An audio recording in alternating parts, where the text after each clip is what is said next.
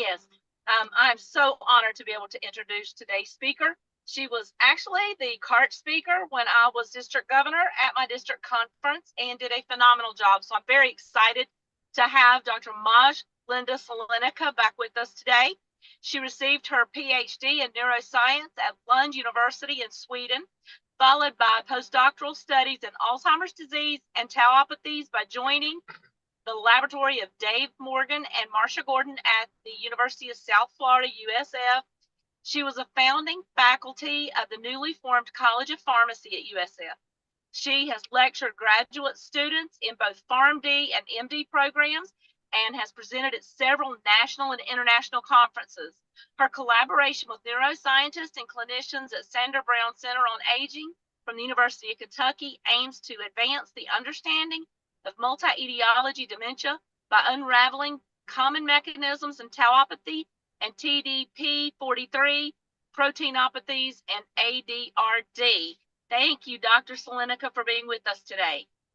Oh, thank you so much. You're very welcome. Hello, everyone online and everyone that is here present. Such a pleasure to present for all of you. Thanks, Amy, for that really kind introduction. I cannot tell you how happy I am to be here. I will share my presentation in a minute. And let me see. Oh, is that up? Do you guys see this? Great. So before I start about my work and some of the things that we do in the lab, I just want to say that I am a professor here at Sanders Brown Center on Aging, an assistant professor. And I want to do a shout out to Sanders Brown Center on Aging because it's one of the leading institutions in Alzheimer's disease, and not only in disease itself, but also healthy aging. So we have a very strong community buy-in as well from Kentucky, Common Health of Kentucky. The institution itself is very integrated in clinical and translational research. So we have this research building that I'm showing here. Don't know if you guys can see my arrow. So I'm going to switch to a laser point if I can. So excuse me the delay here.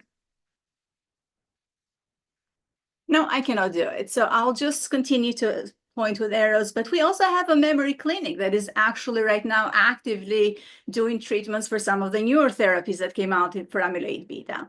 So I'm going to talk about TDP-43 and tau and how that kind of combines into Alzheimer's disease. I'll start.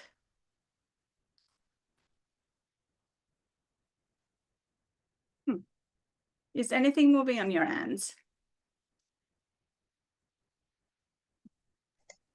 Not yet. Not yet. I see that. Oh, there you go. I start by introducing briefly my lab, although Tammy did a fantastic job to talk about it. We are involved in tau and TDP-43 pathologies. We investigate changes that happen in those proteins. I'm going to talk about those two proteins on and off. And we are interested how it affects the protein itself, but then how it affects the cells, and then how that kind of translates to the disease progression. And then finally, as we are part of finding a cure for Alzheimer's disease, we do have a lot of activity in the lab about finding some of the therapeutic strategies that we want, especially targeting these two tau and TDP-43 protein. I wanted to shout out to the members of my lab because really they are the ones that are doing the work and working really, really hard. As I say in that little page, we really are a young laboratory, not me, but they are. Well, they work very, very hard and very energetic. So I'm so proud of everything that they've done so far. I don't have to go very much here, but very quick reminder to whoever's listening that we talk about Alzheimer's disease, but again, this understanding that Alzheimer's disease is part of that big umbrella of dementia. It's only part of the dementia, but it is 60 to 80% part of that dementia. Other parts are vascular dementia, right? The Lewy body, or mostly known as Parkinson's disease, perhaps for some of you, and then the frontotemporal dementia, which is that 10 to 15%. And you guys do know as well that Alzheimer's disease, I actually have a little bit of history here as we go along, but Alzheimer's disease was first discovered in 1906 by Dr. Alois Alzheimer, a German doctor, and was characterized by these two main tomes of the pathology. That is one, amyloid plaques, And this is how they actually look in a human brain. They are outside of the neurons. You can see it in this more better picture out here. And then we have these tau tangles, and tau tangles are inside the neuron. They really kill the neuron from inside out, where the plaques are just formed and stay there. My computer is responding a bit slow, so we'll get there. There we go. And also it's important to remember healthy aging versus dementia. We all experience with age that our memory is not the same. It kind of, this green line represents this slow cognition, decrease in cognition as we get older. This is all part of the normal and healthy aging. The individuals are different between each other. So we might have perhaps a group of people that have perhaps a more steep decline in cognition, that blue line that is shown here. So we have that variation within our population, obviously, but it becomes dementia. It becomes a problem when actually that starts going down. And we have several phases of it. We talk about a lot about this preclinical dementia. That is a silent phase, the changes in the brain. And I'm going to talk a bit more about it very shortly, but the changes in the brain are ongoing. We don't notice anything go on our normal life. This is a stage that perhaps the patients, as is put here, the patients know or have that feeling, but the doctors doesn't. And then we have this mild cognitive impairment. These are changes that start manifesting themselves. The family members start noticing certain things, but we still are very active in our daily activities. And then we have this phase of dementia that obviously goes from mild to moderate and then severe, when those cognitive impairments are visible and they now start interfering with these everyday abilities. It affects our families, our communities, the healthcare program. So this is how it looks. I talked about the preclinical phase, when we have changes in the brain, and what happens in this preclinical phase is the increase in amyloid beta that forms the plaques in the brain. We have slightly changes in brain activity, and then we have these tau proteins start accumulating inside the brain. During MCI, the mild cognitive impairment, we have then this increase of these pathologies even further. But what happens here is also that atrophy, which means really your brain volume start decreasing because you have degeneration or neuronal loss in the brain. And then we see those changes in the memory. And then again, during dementia, you have this full-blown diagnosis, and we see this decline in cognition. Some of the things that have improved extremely lately, and by saying lately, this is the last 10 years perhaps, is how we can measure that in patients. When Dr. Alois Alzheimer's 100 plus years ago and up to the 1990 or early 2000, we very much relied on Alzheimer's disease as a postmortem. We could not say that this is Alzheimer's disease. We knew it was dementia, but we could not measure these changes in the brain. And one of the particular changes is this amyloid beta. So A here stands for amyloid beta. It was only postmortem when we saw those plaques that we went and said, aha, it is Alzheimer's disease. And then we'd look for these tau proteins in the neurons. And that's how we knew that is an Alzheimer's disease. Well, what we do know now, and the development in research that has happened, is that it started really with the ability of measuring this amyloid beta and tau in plasma, but also CSF. So this is a spinal tap, right? That you get this liquid from the spinal cord. We can measure those now. And what also happened, and very exciting changes, is that we developed these tracers that we kind of inject to the patients. And by doing PET, we can see the accumulation of amyloid beta. So now we can say that this is an Alzheimer's disease, so we can diagnose our patients. We also, a couple of years later, first was the amyloid beta tracers that were developed, and then very soon after that, we actually had developed those tracers for tau pathology. So that's what the T stands here in diagnostic of the patient. We can measure now tau in the brain by PET scanning, as well as we can measure it in a plasma and CSF. And then we have neurodegeneration. That's what the N stands for. And this is in parentheses because we know that Alzheimer's disease is very diverse. We have a big group of patients that have amyloid beta, have tau, and still they're perfectly well, their brain is healthy, they never develop cognitive impairment. So that's why the N and the C are under parentheses here. So, but if you were to develop neurodegeneration, N for neurodegeneration, then you have this brain atrophy, right? The brain volume shrinks. You actually have the brain not being able to utilize glucose. This is the energy for our body, is the energy for our brain. So the neurons are not able to get their energy. And then obviously there are the cognitive impairment. The patients go to the doctor's office and do these different tests to look at their decline in cognition. The treatments that we had in Alzheimer's disease for 20 plus years were really singly. What we target was mostly neurotransmission, those 3 drugs here. Most probably you guys might know them because they've been in the market for a long, long time, really would help the neurons signal with each other a bit better. So the symptoms will be improved. We didn't have any treatment for the longest against the actual pathologies, against what's going on in the brain. It was only to keep those symptoms a bit in a check. And then this happened. And I know that you guys are so involved in Alzheimer's disease, you have followed the news, but we had this very exciting news. It started in 2021 when FDA approved 3 immunotherapies against amyloid beta. And this was a game changer because at that point, we actually could treat the disease progression, not anymore just maintaining things. So the first drug was this aducanumab, which was in 2021. This was fast track, if you guys remember the news. Those are infusion drugs. All of them are immunotherapies, right? So these are kind of antibodies against amyloid beta. So we're still targeting the singular thing, the plaques. Then in 2023, the FDA approved lecanemab, which is another immunotherapy for a slightly different form of amyloid beta.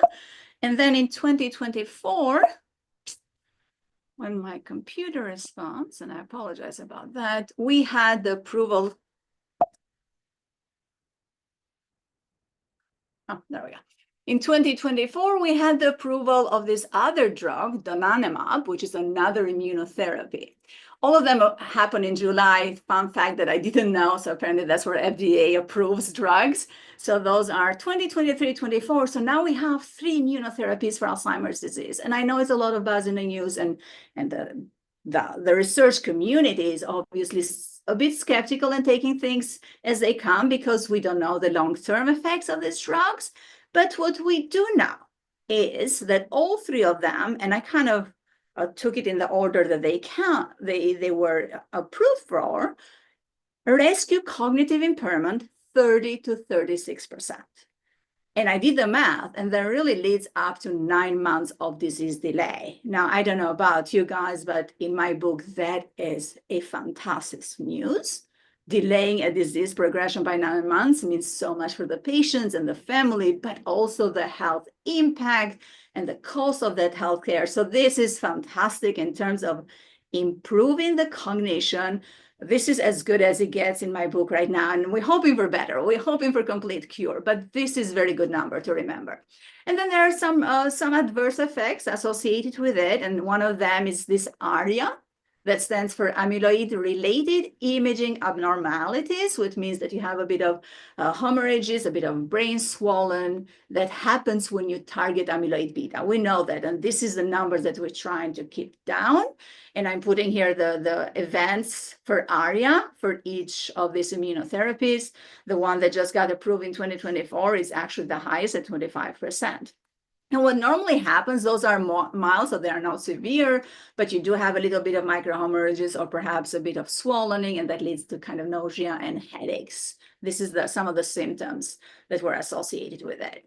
What we want, because so far I talked about that single strategy that the field has applied, but how can we do better? Well, doing better is actually looking at Alzheimer's disease in a frame of a multi-pronged approach, because we know, we have studied this for many years, that Alzheimer's disease have many, many other processes that are going wrong. And I mentioned some of those here, and I'm going to talk again about them, but obviously there is tau. Inflammation is part of Alzheimer's disease, that not being able to utilize the glucose or these metabolic changes that occur in the brain, they also need to be addressed. a little bit of kind of information on tau, since I'm going to talk about it. Tau protein, I mentioned in the beginning, is this pathology that forms inside the neuron, and it truly kills the neuron from inside out. This is the neuron that you see here, and I hope you guys can see the arrow. What you're seeing is what is called a tangle, and this tangle is really the tombstone of the pathology. At that point, this neuron is dying. And you might have to appreciate that neurons normally have these very long axons that they have the signal with each other. And you see how this axon is dying from out to in. You also, all these dark kind of swiggle things that you see here are actually part of neurons that are dying. So it really kills the neurons. And why it does so is because tau is actually very crucial to maintain the skeleton of the axon. And as it becomes pathological, it detaches. And it's almost like a highway that goes in pieces, that the asphalt is not holding anymore. So it really detaches, that the axon really breaks apart.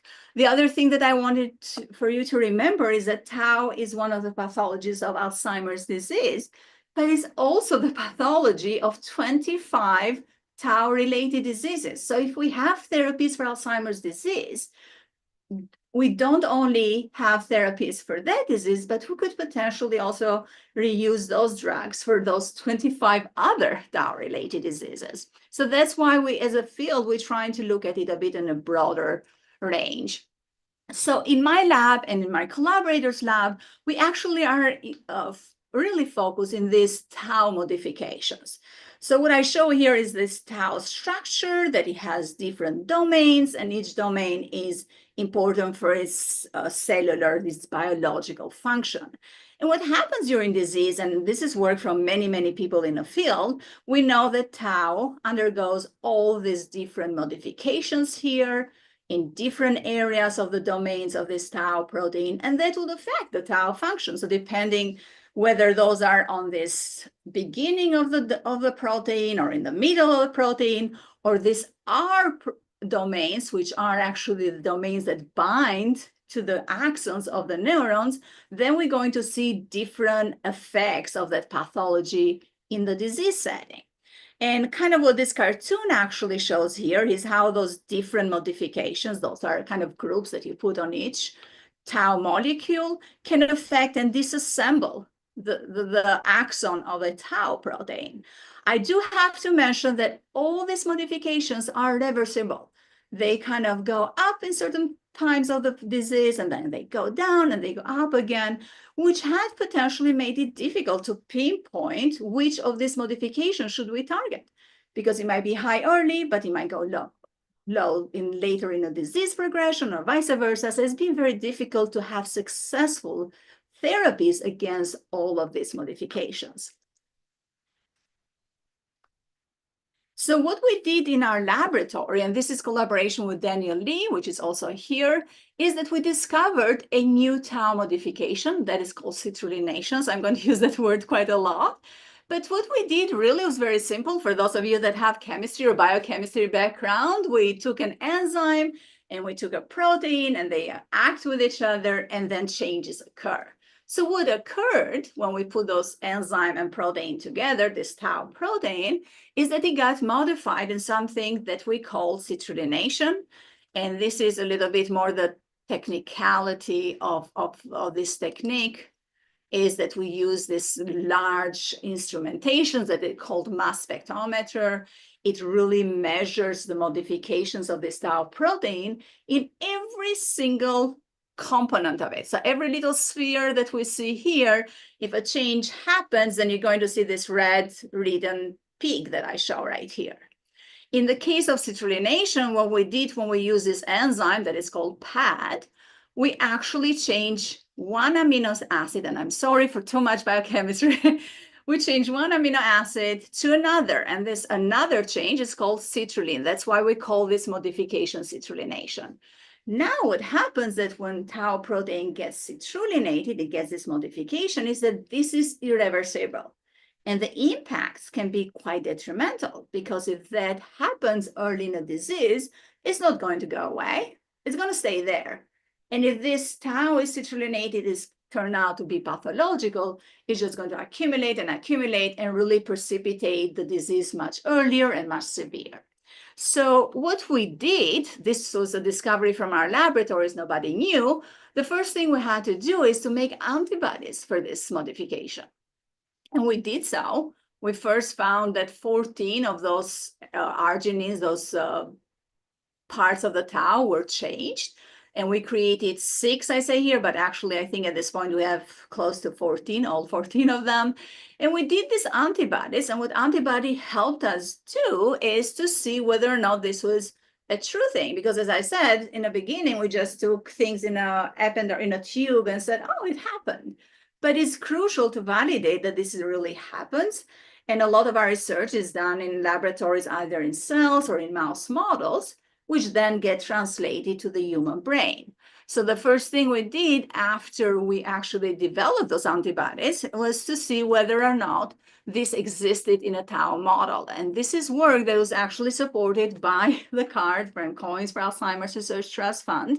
What we did with those antibodies is we validated. So here is this mouse model that creates tau pathology. And for all of you listening, again, mice don't develop Alzheimer's. What we have to do is express human gene, and the human gene then will mimic some of those pathologies that we see in the human brain. And that's what we see here as this mouse ages. We have accumulation of that tangle. Again, there comes the same picture of that tangle in the mouse model. And this is hippocampus. Hippocampus is crucial for learning and memory. So that allows us not only to look at pathology, but also look at the behavior of a mice. So if we increase the pathology, we should see decline in the behavior. If we rescue it, we should also improve the behavior. So by using these antibodies, we're able to actually show that, yes, that is true. When we increase the pathology, right? This is the pathology going here with age. We also see more and more of this citrullonated tau. And that has never been shown in the field. We are the only lab that is doing that type of work when we have not only tools to look at that change, but we know who does it, is that enzyme that I talked about. And we know now how to target it, how to reduce it.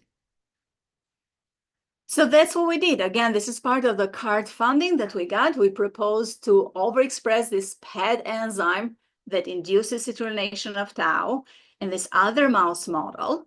And we let this is a virus work, so we let this enzyme be expressed in the brain of this mice for 2 months. And then we looked at the mouse brain.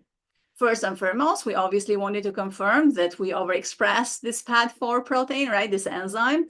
And those pictures are again of the hippocampus showing that we did so. This is the normal expression we see in this mice. It's a bit induced, obviously, because it has tau pathology.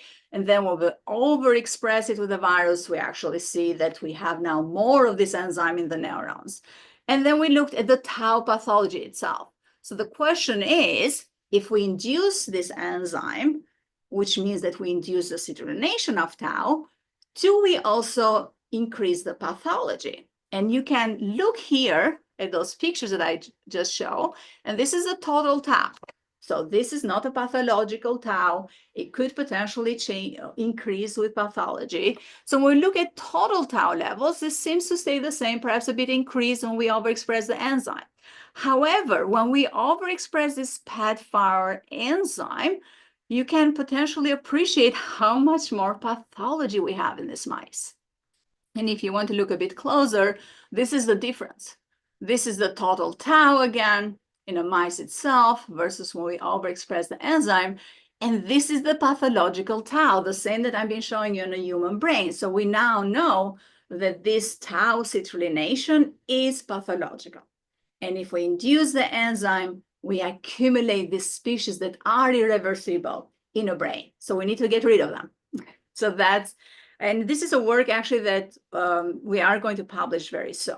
So this is where we are in the field. There are no FDA-approved therapies for tau. A lot of groups, including ours, utilizes these changes, these modifications, that's what the PTM stands for, to try to reduce them so we can reduce the pathology of tau. And I want to say that what we're trying to reduce is really these different forms of the tau becoming bigger and bigger and bigger. But what is so unique for our laboratory is that we actually are working with, if you have to ask the question, something that goes up and down or something that is irreversible. Once we got it, we got it. It's not going to change. So we do have the benefits in our laboratories to actually target a modification that is new, that we discovered, and it's irreversible. And we also know these enzymes that can cause it. So we can also target the enzymes as a therapeutic strategy. And this is a bit of a busy slide, but I wanted you to get at least the appreciation that although I said there are no therapies for tau or FDA-approved therapies for tau, there are several therapies for tau that are in clinical trials, and I wanted you guys to appreciate that.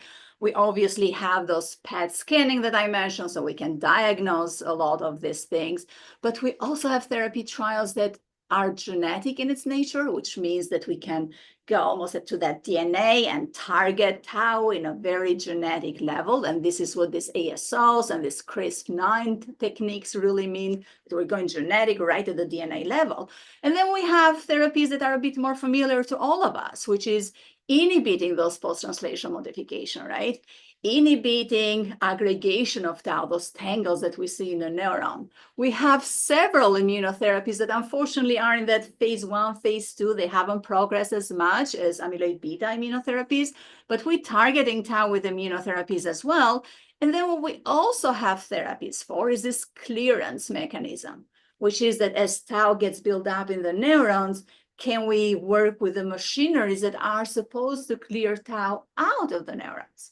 And if we improve those machineries, then we clear that tangle out of the neuron and the neuron can kind of rebuild again. And those are very, very important. This clearance mechanism declines with age. Healthy aging, we're going to have this machinery decline. It doesn't work as well anymore, right? But then in Alzheimer's disease pathology, you almost have a shutdown of this machinery. And that's what we're trying with different therapies to rescue it. And another really exciting thing, and I don't know if you guys heard about this, but another really exciting thing that happened, I want to claim actually 2 years ago, is that we now measured in CSF and in blood of patients different forms of tau, and they correlate better with pathology than amyloid does. So what you're seeing here is actually this Swedish cohort, is 194 patients, which show that this form of tau, and I know it's a bit too much details, but it's very exciting.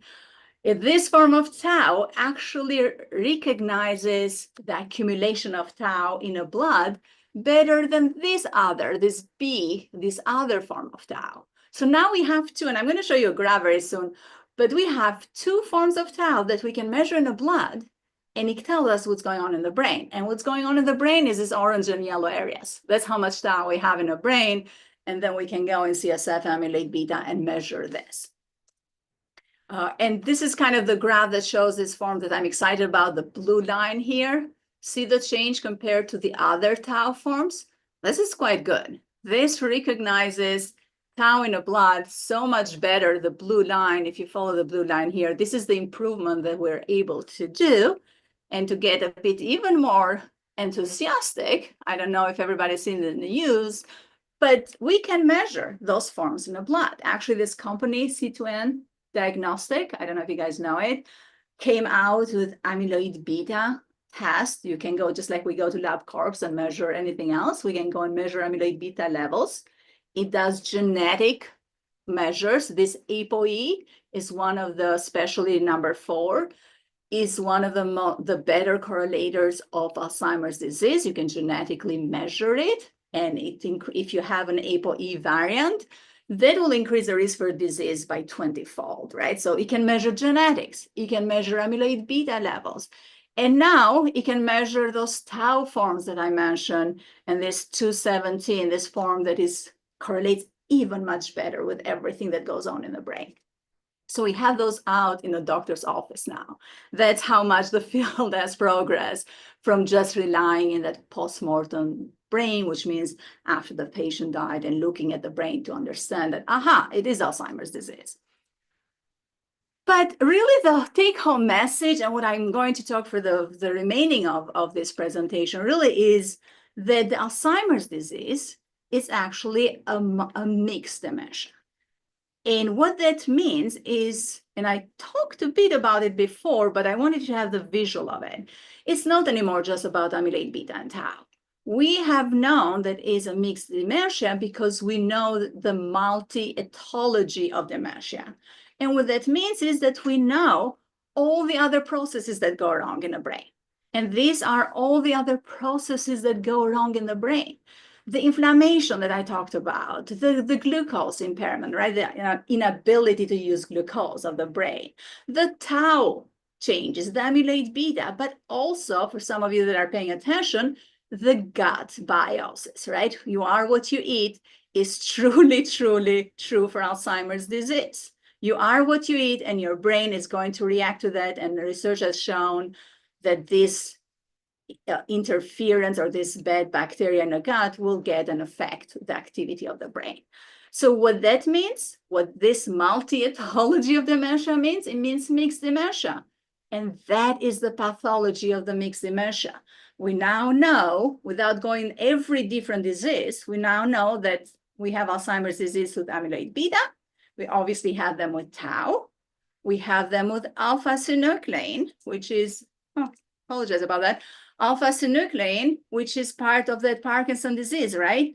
And now TDP-43, and we're getting a bit to the TDP-43 that the title talks about. And what is TDP-43 is actually the protein of choice for this laboratory. We have been very interested in TDP-43 pathology for 7 years now.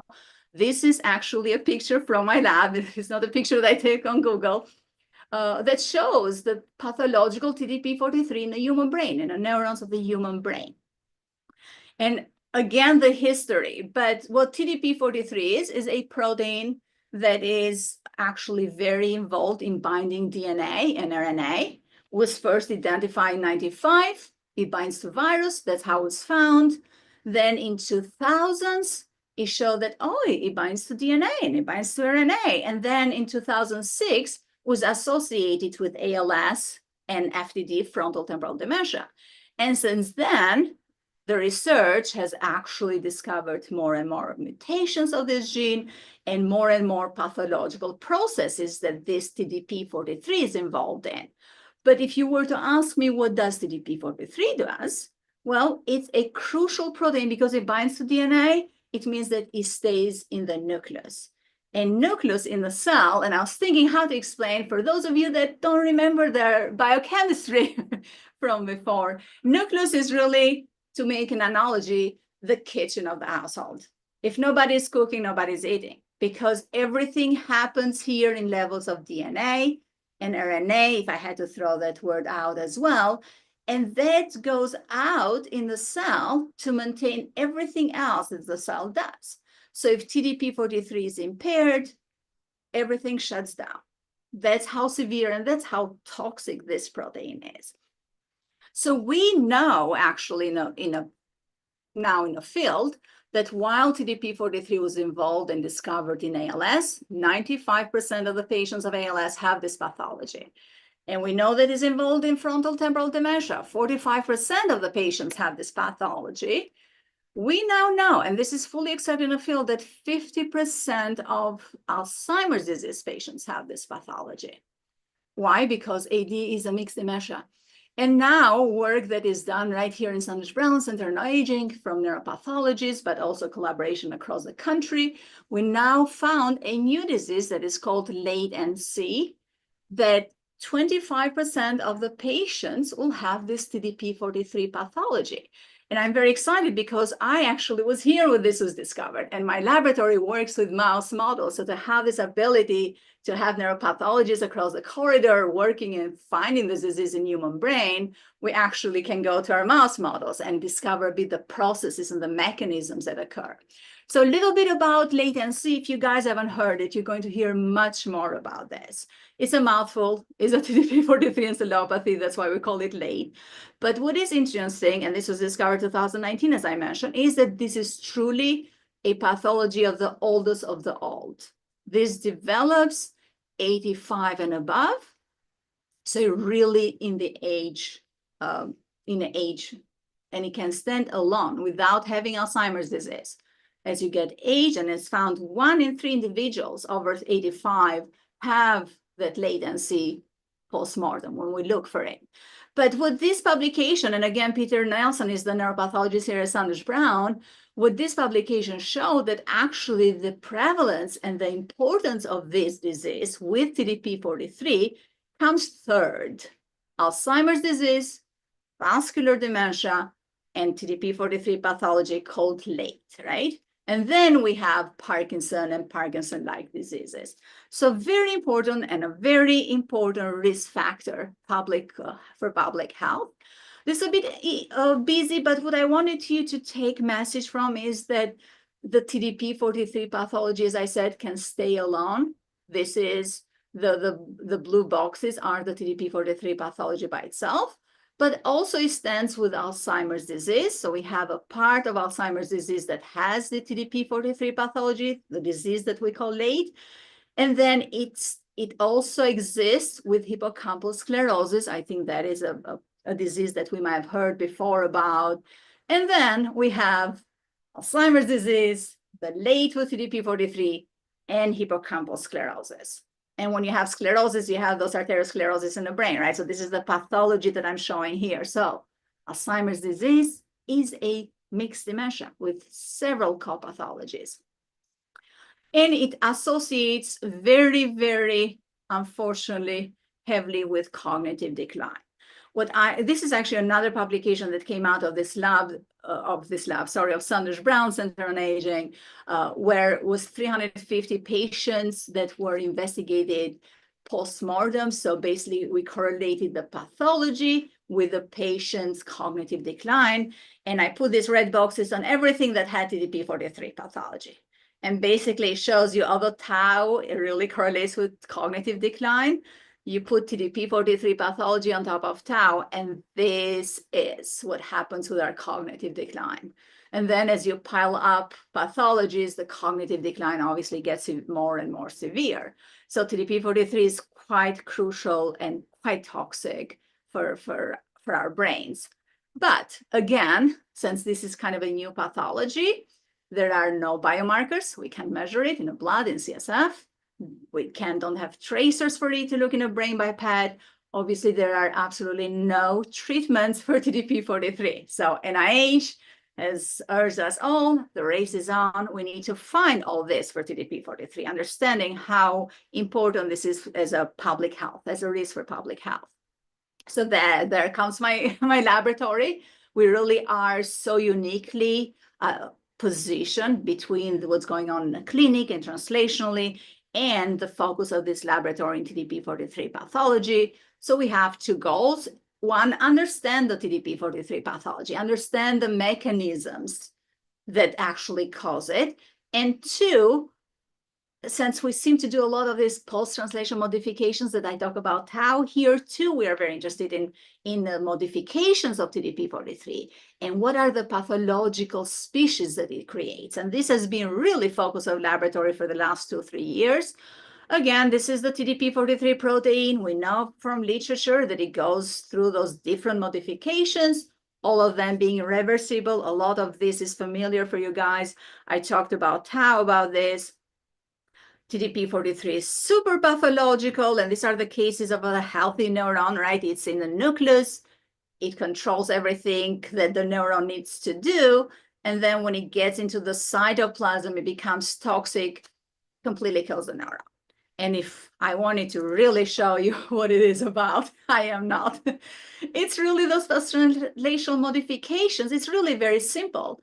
These post-translational modifications make the TDP-43 protein undergo those different forms that grow and grow and grow, and they can actually potentially, and we know that it does, become toxic for the neurons, and the neurons die. So what did we do? Well, we did what we are good at doing, and we tried, well, let's see if TDP-43 also undergoes this modification that we call citrullination. And now we know that this is irreversible. We utilize exactly the same techniques as we did for tau. And in this case, we found that 11 of those epitopes were changed to citrullination. This is 55% of the protein now has changed. And we know from literature and understanding the biochemistry that when these things change, especially at 55%, that will change the structure of this protein that we know is so toxic. So what does it do? What does the structure looks like? That was our first question. So we use this microscope that is literally as big as the room. So that is not that's how big this microscope is. It allows us to put the proteins in this little tiny, this picture does not show the exact size of this grid, it's super tiny. And we put the protein on top of this grid, we put it under this microscope, and as it puts out electrons, we are able to look at the protein, and we did so. We looked at the TDP-43 protein, and I'm showing you here is an aggregated protein. This is how the aggregates of this protein look like. Then we citrullinated, right? And then we looked under the microscope again, and what we saw is this stark difference in the protein structure.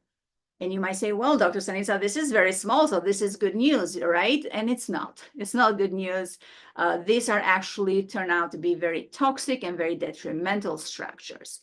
But just for the fun of it, this is the difference between an aggregated TDP-43 and an aggregated, right? Because it's not aggregated, this kind of the crumbles of a citrullinated TDP-43. So we've done a couple of different studies I'm not going to show you here, but now that we know that, yes, it gets smaller, it gets almost like sand and crumbles, but those are actually pathological. We did the same here as well. There are no antibodies for citrullinated TDP-43. Actually, in fact, the whole field relies in one single antibody to determine pathology in human diseases. We did 7. We did 7 antibodies against this TDP-43 form, and we did it strategically. We targeted, and this shows all the antibodies that we have created. This targets these domains that are so crucial for the biology and for the function of this protein. Because if we're going to target this, then we need to know what it does, each domain by itself.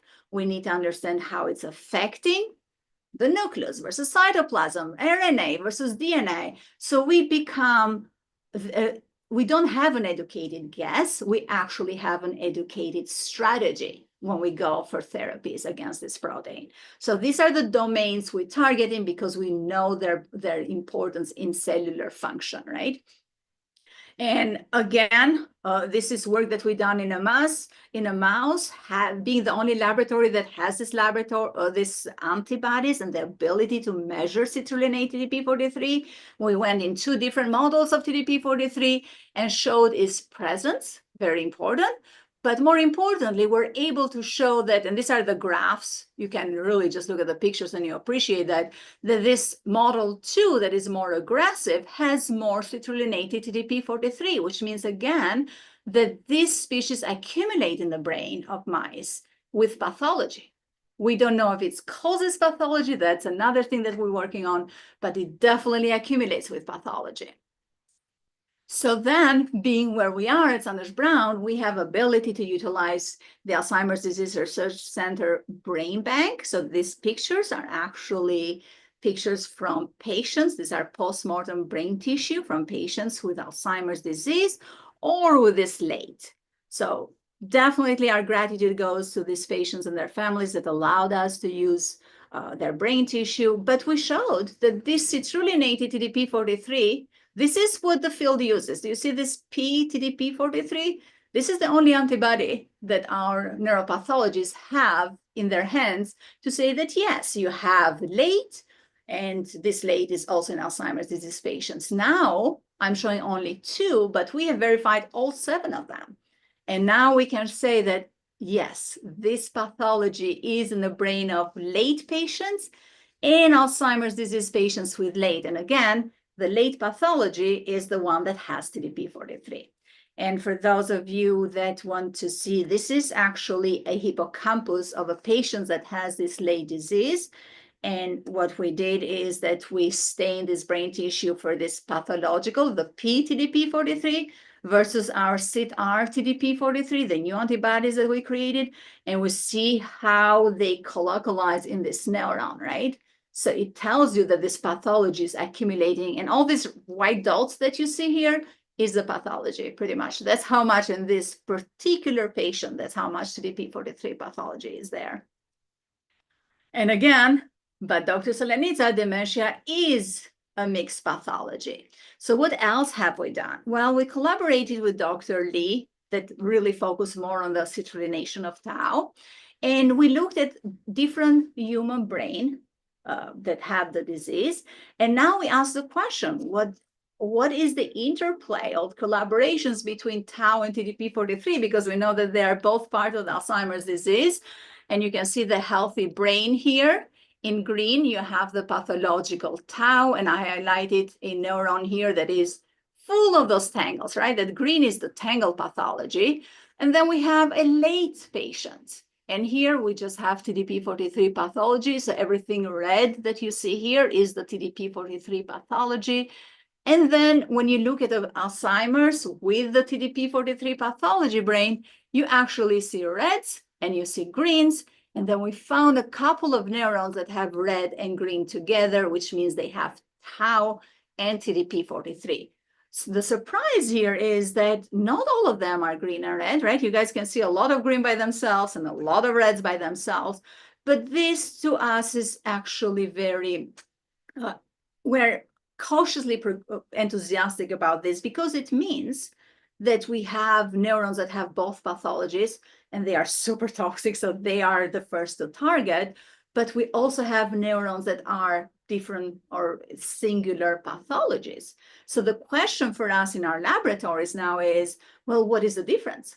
What is genetic difference? What is around this neuron that is changing that make it both pathologies to be there versus what is the genetic or environmental changes of this thing that only have the tau? Or this area that only has TDP-43, right? So now we really have a lot of questions to ask. And finally, this is the last slide, and I don't know how I'm doing on time, but this is really the last slide. This slide is from a dominant inherited Alzheimer's network, a very active network, DIAN network, and it really represents the changes in tau pathology, not amyloid beta, right? But it tells you that, and we're going to start a bit backwards at time 0. This is when we know we have dementia, and it lasts for 15 years, right? At time 0, we have the tangles of tau. And then I told you so excitingly that we can measure these pathological forms of tau, and some of them are better and better, which means, again, this 217 that I'm excited about can go back 21 years, and we can measure it and say in 21 years, you're most probably going to develop dementia. Super exciting, right? Well, what we're hoping to do in the work with myself and Dr. Lee, we're trying to develop strategies that we can measure this CIT-tau, which is irreversible, in the blood of patients. And hopefully we can be able to measure that 25 years before, right? So we rescue by 4 years.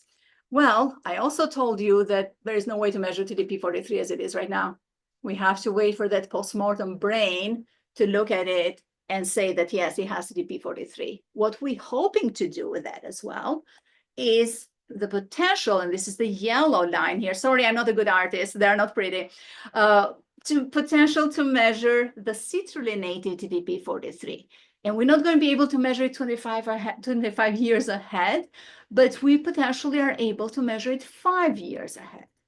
And that is a 20 years compared to where the postmortem brain is, right? So again, these are all great strategies. The last slide is really the take-home message. The work from both basic researchers like myself, but more importantly, the clinicians and neuropathologists, put the latency under the dementia umbrella, right? Right here, latency, which means TDP-43 pathology. That hard work was done to put this under the umbrella of dementia. What my laboratory is trying to do is, one, develop techniques to measure CDR TDP-43, the citrullinated TDP-43, but also tau with collaborators, with Dr. Lee, in the blood. And that will be equals biomarkers. That's what we want. We also targeting TDP-43 therapeutically. And this modification, the citrullinated modification, is such an excellent marker because it's irreversible. I cannot overstate how good that is to not know that every time point that we go in there, we're going to have changes of this modification. Now we know that once it's there, it's there. And then more importantly, we can target the enzymes itself. And by targeting the enzymes, we can eliminate the risk of these proteins getting citrullinated. And targeting this enzyme is actually ongoing work in the lab. I don't have data to present. We got the NIH recognized the work and the importance of this work. So we actually have NIH funding to do that type of work. So those are really things that we're working with. This is all the members of the lab and collaborators, and again, Daniel Lee. But actually, I wanted to say to whoever is out there online and you guys that are here, thank you for listening. But more importantly, thank you so much for supporting our research, for supporting Alzheimer's disease research. So thank you to the fund, but thank you to the members, really, of the Rotary clubs, because I know how hard you guys all work to support us. So these are members of my lab. They all say thank you, and I'll stop here and take any questions that you guys might have.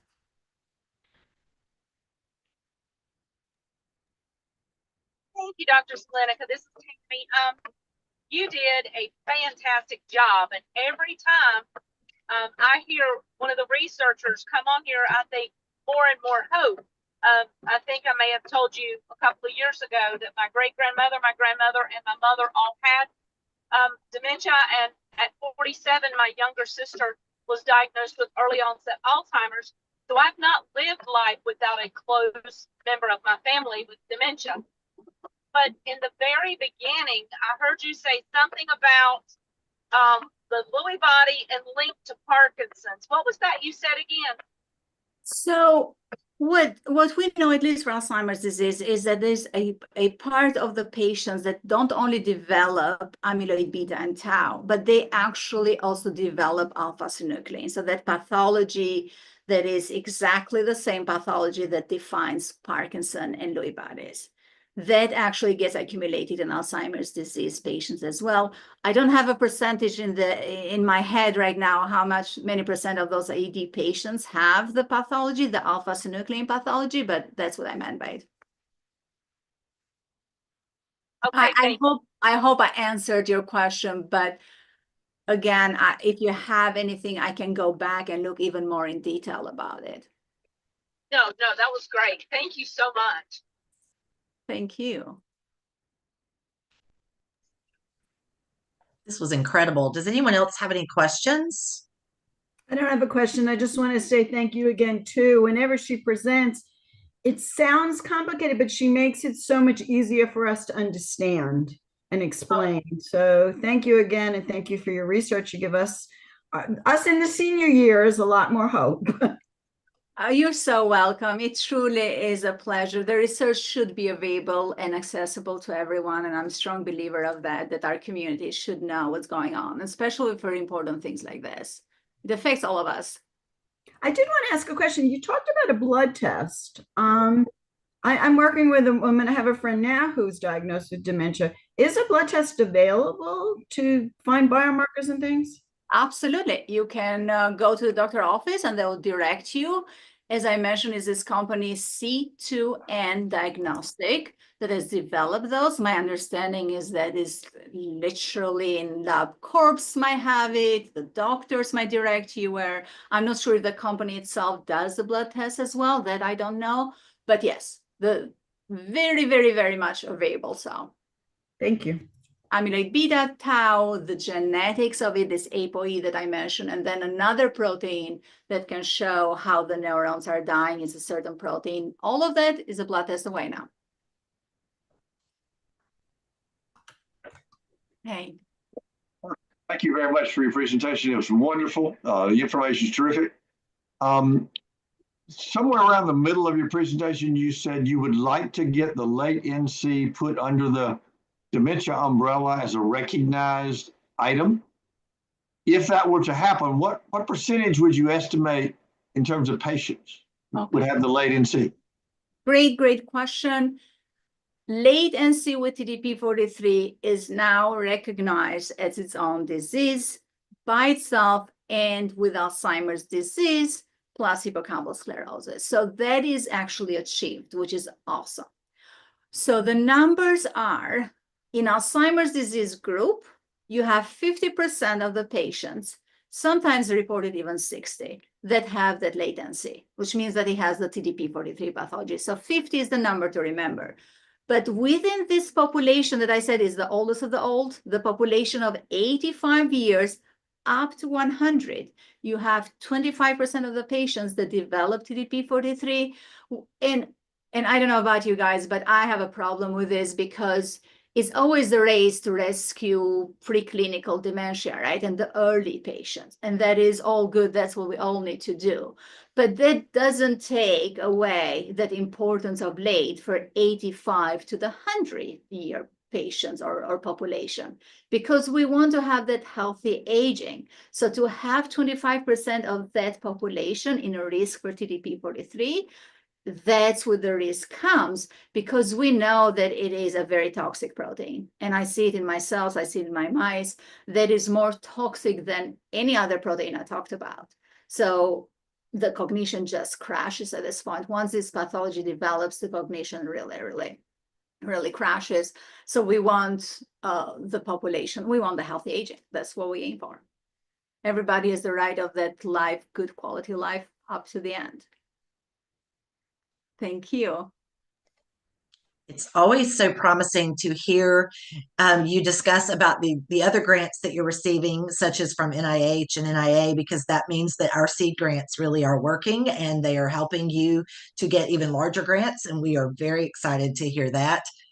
And I have Tiffany, really, that's why I put CART grant in some of the projects, because that was the seed money really that made it possible for us to look at TDP-43, right? With the grant was really about tau, but that allowed us to ask more questions and have the funds to look a bit further and not just keep ourselves to one lane. So yes, absolutely, that was a seed that really initiated and took care of my career, really, where I am right now in the laboratory. So big thank you, guys. Big fan of everything you guys do. Well, it's also encouraging to us to see the other researchers that you're working with, because I heard you mention Dr. Marcia Gordon, and she was one of our recipients this year. And of course, I saw Dr. Trejanowski's name on one of your slides. And of course, he was such an integral part of our organization. So it just speaks volumes about the quality of researchers that we continue to attract. Yeah, absolutely. Marcia is a fantastic researcher. She's my mentor. So I have only wonderful things. I was so happy when I saw the news, but yeah. Well, this is great. We appreciate you taking time from your busy schedule, and we are going to hold you to the invitation to come visit and do a tour and a site visit at your lab. We are definitely going to work on that.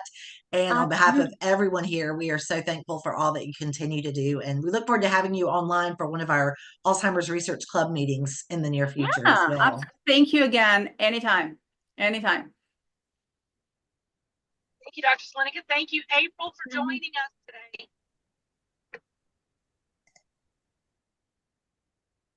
All right, I'm trying to. We're good. Yes, I'm trying to end the live stream, but